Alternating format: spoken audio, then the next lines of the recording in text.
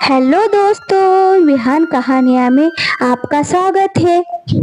एक बहुत बड़े जंगल के पास एक गांव था।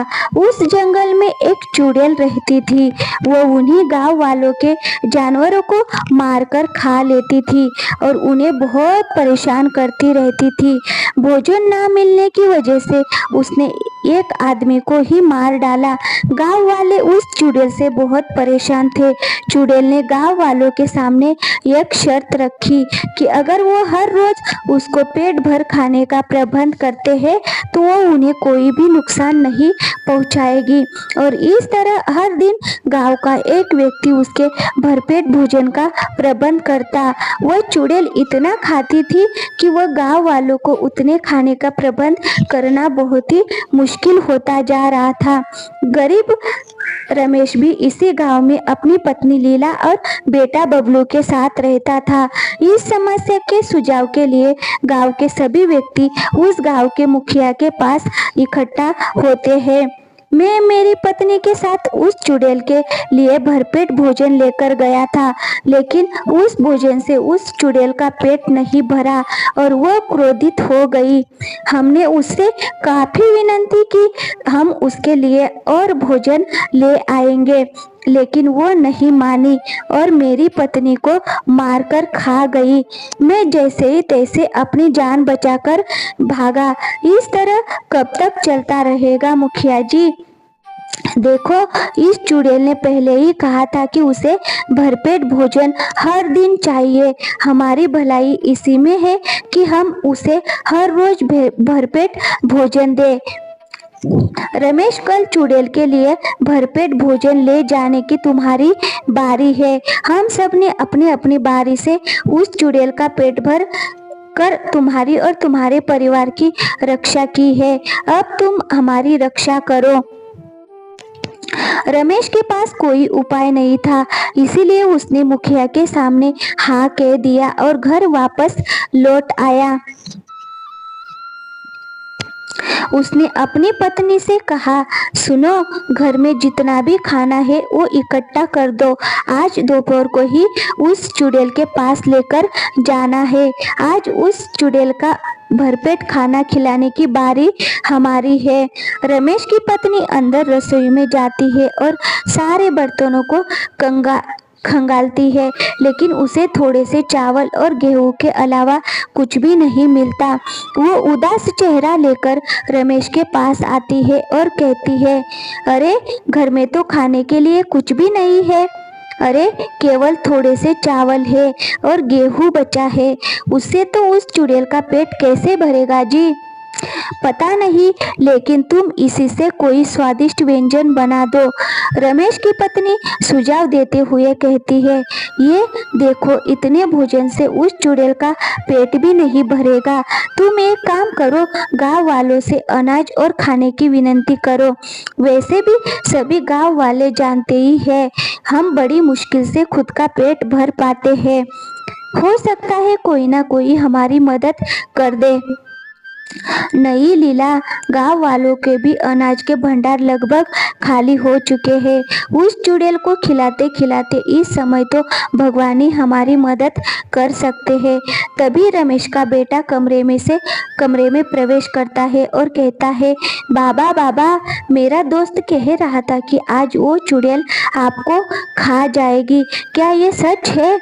तब रमेश की पत्नी कहती है, अजी, बबलू सही कह रहा है, क्या पता पेट ना भरने पर वह तुम पर ही आक्रमण कर दे।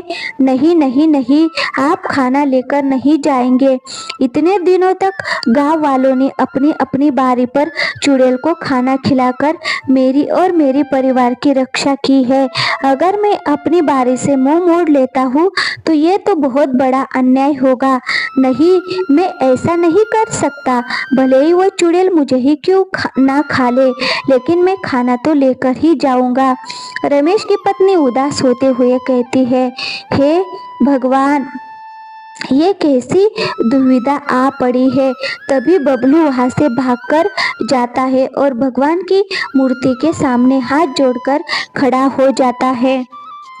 और कहता है, हे भगवान, मेरे पिता की रक्षा कीजिए और उस गंदी चुड़ैल को यहाँ से हमेशा हमेशा के लिए भगा दीजिए। नन्हे बबलू की ऐसी भक्ति और साहस को देखकर रमेश और लीला की आंखों में आंसू आ जाते हैं। वो दोनों भागकर बबलू को गले लगा लेते हैं। फिर अगली सुबह लीला एक संदूक में से एक पुराना सा डिब्बा निकालती है। लीला, ये क्या है? पता नहीं, ये डिब्बा मुझे मेरे पिताजी ने अंतिम समय में दिया था और उनके पिताजी ने मेरे दादाजी सिद्धि योगी थे। मेरे पिताजी ने यही कहा था कि इस डिब्बे को तभी खोलना जब तुम पर कोई बड़ी विपदा आ जाए, वरना इसे भूल जाना। आज आपके प्राणों पर संकट छाया हुआ है, इससे बड़ी विपदा और क्या हो सकती है। चलिए इसे खोलते हैं। रमेश उस डिब्बे को खोलता है तो उसमें से एक पुराना कड़ा और एक कोरा कागज निकलता है। हाथ में कोरा कागज लेते हुए लीला कहती है, ये क्या है? ये तो मेरे दादाजी का कड़ा है, पर ये कागज इसमें क्यों है? दादाजी ने ससुर जी को ये कड़ा और ये कागज क्यों दिया होगा? ऐसा क्या है इसमें? पता नहीं, लेकिन ये बुजुर्गों का आशीर्वाद है, अपने पास ही रखना इसे। रमेश उस कड़े को पहन लेता है और राक्षस के पास जाने के लिए तैयार हो जाता है और लीला सारा खाना एक टोकरे में भरकर उसे दे देती है। तब रमेश लीला से कहता है, पता नहीं मैं जीवित भी लौटूंगा या नहीं, मेरी प्रतीक्षा करना, अपना और बबलू का ध्यान रखना। चलो मैं चलता हूँ। वही टोकरी लिए रमेश दूर जंगल में पहुँच जाता है। तभी एक भयानक आवाज सुनाई देती है, आ गए तुम। और रमेश के सामने धूल मिट्टी और पत्तों से बनी वायु की गोल आकृति अचानक रुक गई। उसमें से वह भयानक चुड़ैल प्रकट हुई। उसी पल उस चुड़ैल ने एक पेड़ खिलौने की तरह उखाड़ फेंका और जोर जोर से हंसने लगी और बोलती है, मुझे बहुत जोर की भूख लगी है, जल्दी से मेरा भोजन लाओ, मैं कब से भूख से तड़प रही हूँ।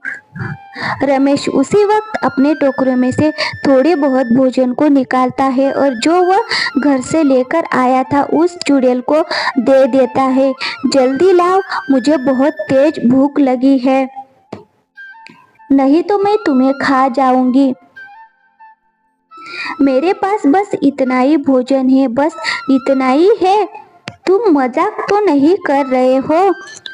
इससे तो चींटी का भी पेट नहीं भरेगा। कुछ भी हो जाए, मुझे भर पेट भोजन चाहिए, नहीं तो। रमेश जोर जोर से रोने लगता है।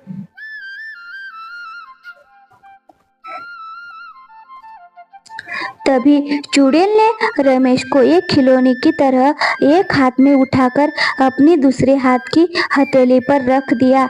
रोज रोज घास फूस खाकर मैं ऊब चुकी हूँ, आज तो मैं मांसाहार खाऊंगी, बड़ा मजा आएगा। छोड़ दो मुझे, छोड़ दो, हे भगवान मुझे बचाओ। चुड़ैल हंसती है और कहती है, ही ही ही। क्या कहा भगवान? यहाँ तुम्हें बचाने कोई नहीं आएगा, तुम्हारा भगवान भी मुझसे डरकर भाग गया है। मैं तुम्हें कच्चा खाऊं या पकाकर खाऊं? चलो मैं तुम्हें पकाकर खाती हूँ। ही। चुड़ैल रमेश जोर जोर से रोने लगा। उसके आंसू की एक बूंद उस कड़े पर जा गिरी। बूंद का कड़ा पर गिरते ही कड़े में से एक तेज रोशनी प्रकट हुई और वो रमेश के अंदर समा गई। रमेश अदृश्य हो गया। चुड़ैल कहती है, कपटी, छल करता है तू? क्या सोचता है तू बच जाएगा? मैं तुम्हें नहीं छोड़ूंगी। रमेश इस समय चींटी से भी छोटे आकार में आ जाता है।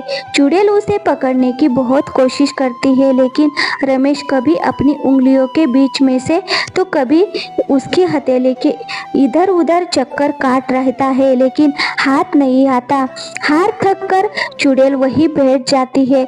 तुम इस तरह नहीं बैठ सकते, आओ मेरा मुकाबला करो। वो भाग कर आता है और चुड़ैल के घुटनों के बराबर में चढ़ जाता है। चुड़ैल थकी हुई होती है, इसीलिए उसे गुस्सा आ जाता है और वो वापस खड़ी हो जाती है।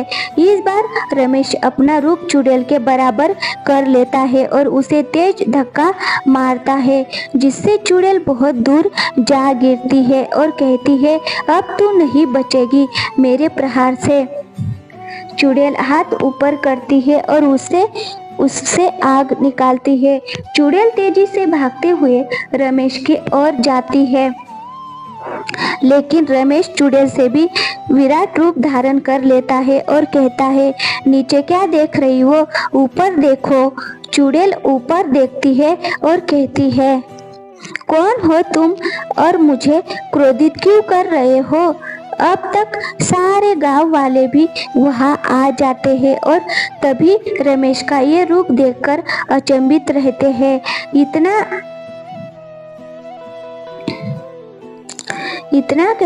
इतना घमंड और इतना कहकर रमेश हंसने लगता है। ही।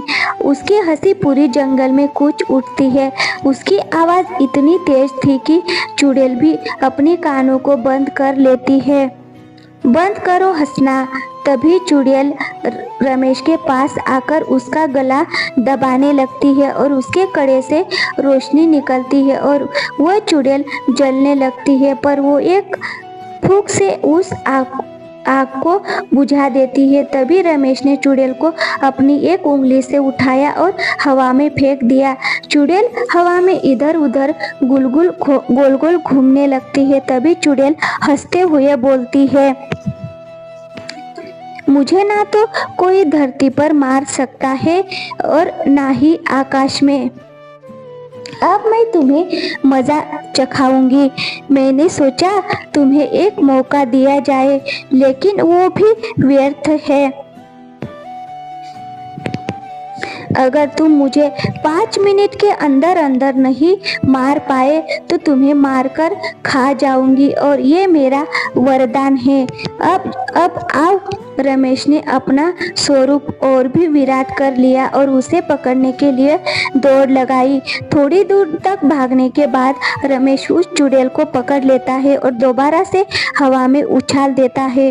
तभी फिर से उस कड़े में से जोर से रोशनी बाहर आती है और चुड़ैल हवा में उड़ते हुए वापस जमीन पर गिरती है और राख का ढेर बन जाती है और रमेश वापस आने से पहले अपने उसके स्वरूप में आ जाता है। अरे ये मुझे क्या हो गया था और वो चुड़ैल कहाँ है? अरे ये तो राख में ढेर हो चुकी है।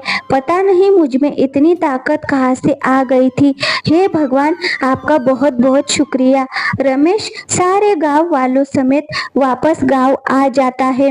घर पहुंचने के बाद उसकी पत्नी खुश होती है और कहती है, हे भगवान, आपका बहुत बहुत धन्यवाद। आपने मेरे पति की रक्षा की, नहीं तो वो चुड़ैल पता नहीं मेरे पति के साथ क्या करती। सही कहा लीला, खुद मुझे भी नहीं पता कि मैंने उस चुड़ैल का सामना कैसे किया। पता नहीं मेरे अंदर कौन सी शक्ति आ गई थी।